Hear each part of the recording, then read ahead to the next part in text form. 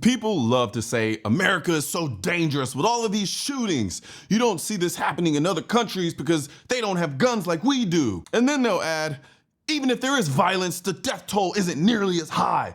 Well, this just happened in China. Let's take you to China. At least 35 people have been killed in a car ramming incident in the south of the country. A car broke through a barrier and ploughed into people exercising outside a sports centre in Zhouhai, which is in Guangdong province. At least another 43 people were injured.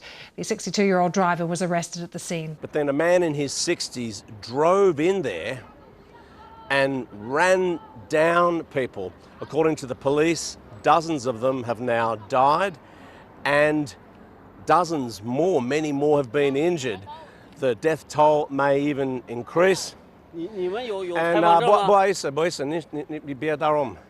所以 come up here, Dad. So we're just getting hassled here by 你是谁？你为什么打扰我们？你是谁？你是谁？你是谁？我是中国人。哦，你是吗？No, so you're obviously getting hassled here by these people, and out on complete strangers, and then we have this type of thing of the government trying to stop it from happening. 你别，那我们，那你走，那我们要跟。35 people are dead. 43 more are injured. We're looking at a 62-year-old man angry about his divorce settlement, driving his car into a crowd outside of a sports center. Think about that. In an instant, dozens of lives are lost or forever changed, and not because of a gun, but a car. And yet, as the reporter explains, people in China are in shock. This is big news locally, but where's the international outrage? Where are the calls to restrict or ban cars? Instead, we see the Chinese government, as all oppressive governments do best, controlling the narrative. The reporter even describes how officials organize locals to keep journalists away from the scene. That's not the kind of freedom we take for granted here in America, where the press can cover these stories openly. When something tragic happens in America, we don't hide it, and we're certainly not preventing the media from covering it. Here, every mass tragedy, especially ones involving guns, is headline news. But as tragic as this story is, it proves a point. Violence isn't about the tool. It's about the intent. And while this wasn't a gun, it was still a weapon or a tool used for destruction. And just when you think this couldn't get any worse, 4 days later, another attack. A former student went on a stabbing rampage and killed 8 people yesterday. 17 others are injured. The suspect, a 21-year-old man, was arrested at the scene yesterday and confessed to the crime.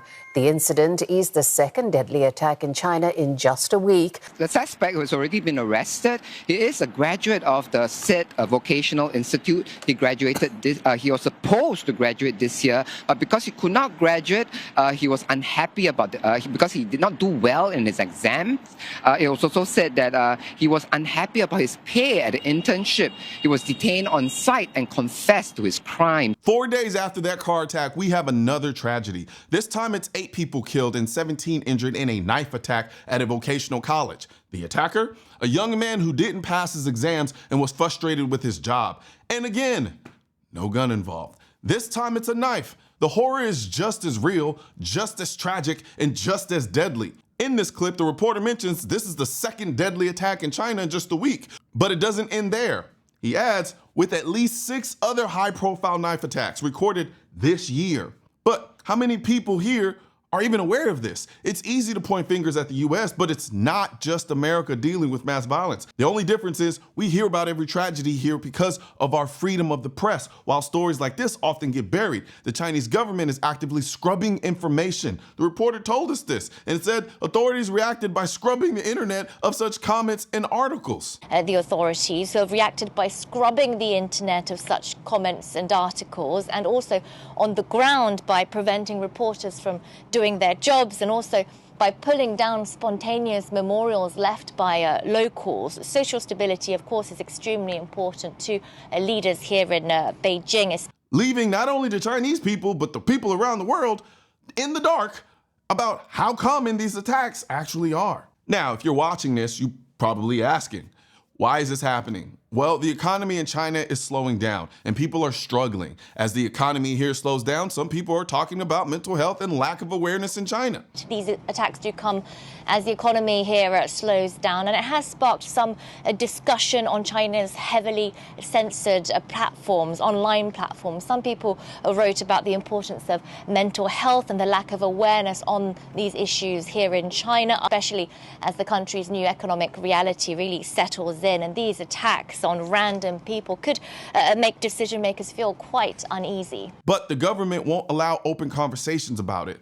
They're more focused on social stability than on letting people address real issues. And this silence only builds pressure until it explodes. When people feel desperate and can't find help, it often ends up like this, with innocent people paying the price. In the US, we have conversations about mental health, kind of. We have our issues, yes, but we don't shut down every critical conversation, kind of. We also have our Second Amendment, which ensures people have the means to defend themselves if the worst happens, kind of. But in China, civilians have no options, no ability to protect themselves. When an attacker decides to lash out, everyone around him is defenseless. Now imagine if someone in those crowds had been armed, just one person, able to protect themselves and others, and could have saved lives. But in a country with such strict gun control, civilians are left vulnerable. The report even points out how personal safety is a cherished value. But how are people supposed to feel safe when they have no way to defend themselves against an attack? This right here is what we've been saying all along. Taking away guns doesn't stop violence. It just removes one tool out of many. People who want to harm others will find ways to do it. And when these type of attacks happen, whether with cars, knives, or whatever else, you won't hear anyone saying, we need car control or ban all knives. That argument only surfaces when it's a gun, even though these other tools have caused mass deaths. Take Nice, France, for example. A man killed over 80 people. 80! Using a truck. And no one called for banning trucks. Why?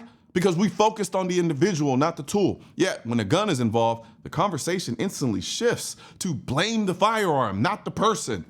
This ignores the data showing that firearms are used far more often for self-defense than they are in crimes. So here's the big question. Is banning guns really about safety, or is it about control?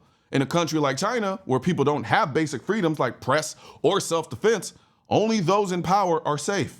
In America, we have the First Amendment and the Second Amendment. They work together to protect us as citizens, not just the government. So next time someone tells you that America is uniquely dangerous because of guns, remember, this isn't a gun issue. It is a human issue. When someone is set on causing harm, they will find a way.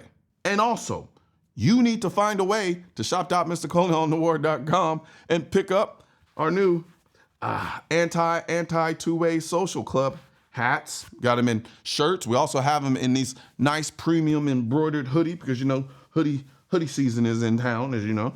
You can also get the need money for pew pew design, but we have them in all the designs at shop.mrcolion.com. So head over, click the link in the description section of this video. Oh, and don't forget to check out my favorite Bluetooth in-ear wireless hearing protection, the AKT1 Blackouts. They got Bluetooth so you can listen to your music and take a phone call, all while you're protecting your hearing while you're shooting. So hit the link in the description section of this video and check them out. Politicians and tech giants don't want gun content to be recommended to you, and we're all fighting this culture war together. Now, you can help do your part by liking, commenting, subscribing to the channel, but most importantly, sharing this video with at least one person. Together we can stop the suppression of our two-way rights. And don't forget to click the link in the description section of this video for the products that I mentioned in this video.